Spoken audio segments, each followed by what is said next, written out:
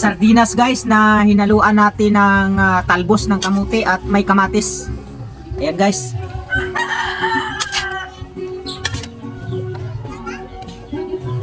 Guys, kain tayo guys. Ang ulam ko guys, ito guys sardinas na hinaluan natin ng talbos ng kamuti.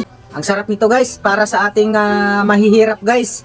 Pwede na to guys. Ang tayong mahihirap guys, walang pili-pili. Talbos ng kamuti sa sardinas guys, okay na. Masarap na to dahil mayroon na rin sardinas at mayroon tayong bunga ng kahoy. Kung tawagin dito sa Bicol guys ay pili. Sa ating mga mahihirap guys, ito yung kamuti sa sardinas, pwede na.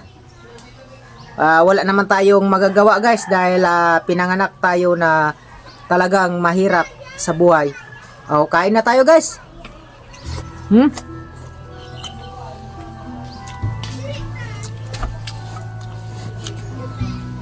Kain guys.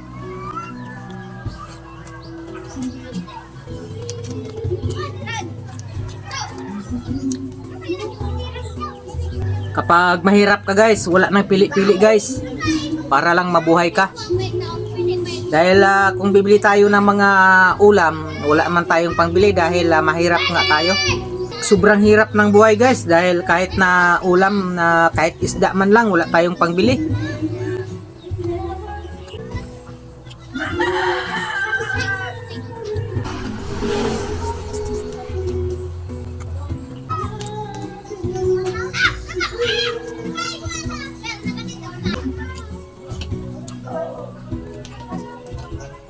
Bunga ng kahoy guys, pwedeng iulam.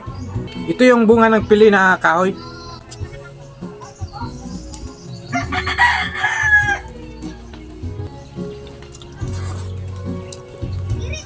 Siyempre, ang talbos ng kamote mayroong sardinas. Ang sardinas guys, sabi ko nung una sa una kong video ay pinaka-espesyal na yan sa amin na mahihirap. Pag mayroon kang sardinas guys, tuwang-tuwa na kami niyan. Ito guys, may halo tong sardinas.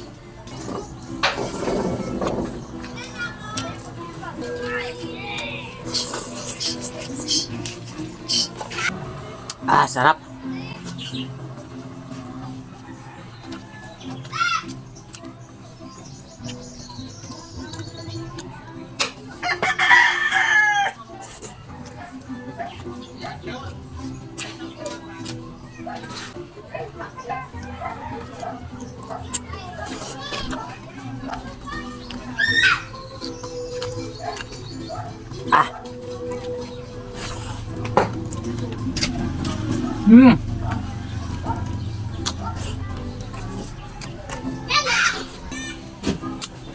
Maraming salamat guys. Hanggang sa muli.